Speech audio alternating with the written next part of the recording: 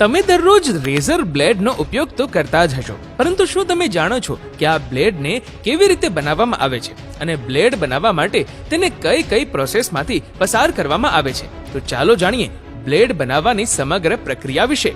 મિત્રો, razor blade બનાવવા માટે સ્ટેનલેસ સ્ટીલનો ઉપયોગ કરવામાં આવે છે, કારણ કે તેને વર્ષો સુધી કાટ લાગતો નથી. આ પ્રક્રિયામાં સૌપ્રથમ સ્ટીલની એક પાતળી શીટને મશીનમાં નાખવામાં આવે છે, જ્યાં તેની વચ્ચે એક ખાસ ડિઝાઇન બનાવવામાં આવે છે, જે તમે આ વિડીયોમાં પણ જોઈ જ શકો છો. આ એ જ ડિઝાઇન છે જે તમામ બ્લેડની વચ્ચે બનાવવામાં આવે છે અને તે રેઝરમાં ફિટ થઈ જાય છે.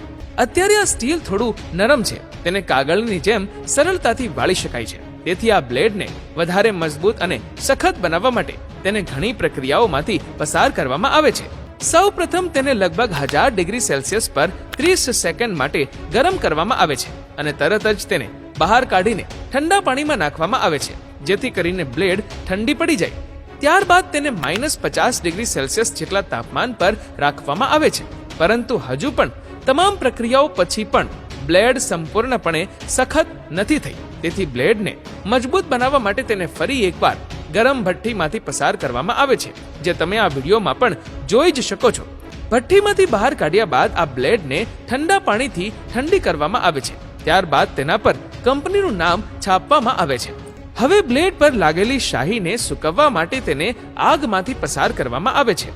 ત્યારબાદ વારો આવે છે બ્લેડની ધારને તેજ કરવાનો, જેના માટે આ બ્લેડ શીટ્સને એક મશીનમાં નાખવામાં આવે છે, જે તેના કિનારાને ઘસીને ધારદાર બનાવે છે. હવે બીજું મશીન આ બ્લેડને ઘસીને ચમકાવી દે છે. ત્યારબાદ આ બ્લેડને એકબીજાથી અલગ કરવામાં આવે છે.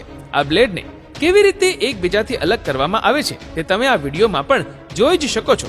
હવે આગળની પ્રક્રિયામાં બ્લેડનું ઇન્સ્પેક્શન એટલે કે ચકાસણી કરવામાં આવે છે, જેના માટે કમ્પ્યુટર દ્વારા તેની શાર્પનેસ ચેક કરવામાં આવે છે.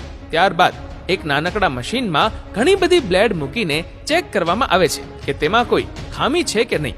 ત્યારબાદ બ્લેડની લંબાઈ ચેક કરવામાં આવે છે કે તે બધી એક સરખી છે કે નહીં.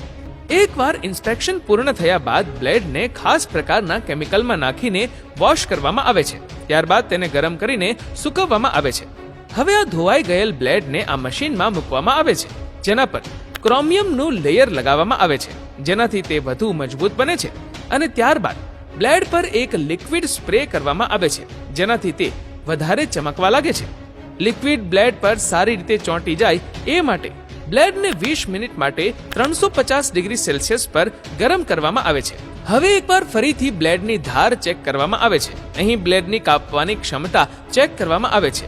અહીં બ્લેડ વડે ભીના કાગળનું જાડું પડ કાપવામાં આવી રહ્યું છે, જે તમે આ વિડીયોમાં પણ જોઈ જ શકો છો.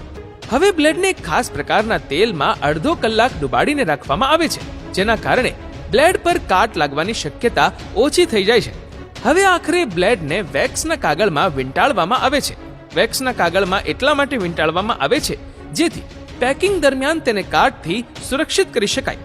વેક્સનો કાગળ સામાન્ય કાગળ કરતાં વધારે સખત હોય છે અને બ્લેડની તેજ ધાર તેને કાપી શકતી નથી. તેથી તેના પર વેક્સનો કાગળ લગાવવામાં આવે છે. તો કંઈક આ રીતે બ્લેડ બનીને તૈયાર થાય છે.